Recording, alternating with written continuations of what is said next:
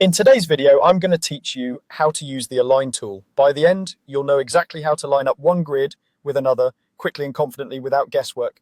First, let's talk about what the Align tool does. Think of it as a smart snapping feature that makes one element match the position of another. In this case, we're aligning grids so they're perfectly consistent across your project. This is especially helpful for keeping plans coordinated and avoiding small offsets that can cause bigger issues later.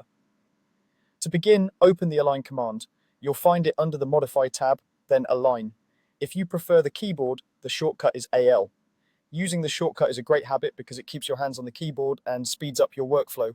When the tool is active, you'll notice your cursor and selection highlights change to help you choose precise references. Next, choose your reference grid. This is the grid that stays put, the one you want everything else to line up with. Take a moment to zoom in and hover until the exact line lights up. If multiple elements are nearby, press Tab to cycle through them until the correct grid line is highlighted.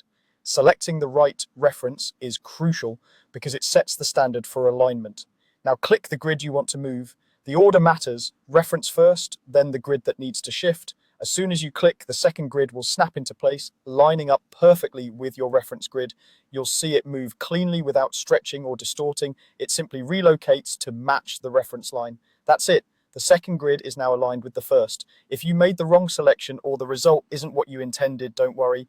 Just undo and try again, making sure you select the reference grid first. If a grid is pinned, you may see a warning letting you know it can't move until unpinned. Also, in some views, you might see a small lock symbol after alignment. Locking maintains that relationship for future edits. If you don't need it, you can ignore it. A few quick tips to finish. Work at a comfortable zoom level so your clicks are precise. Watch the status bar and on-screen prompts. They'll confirm what you're about to select. Consistency is key, so always align to the same trusted reference to keep your project clean and coordinated. And that's how to use the Align tool to snap one grid to another with confidence.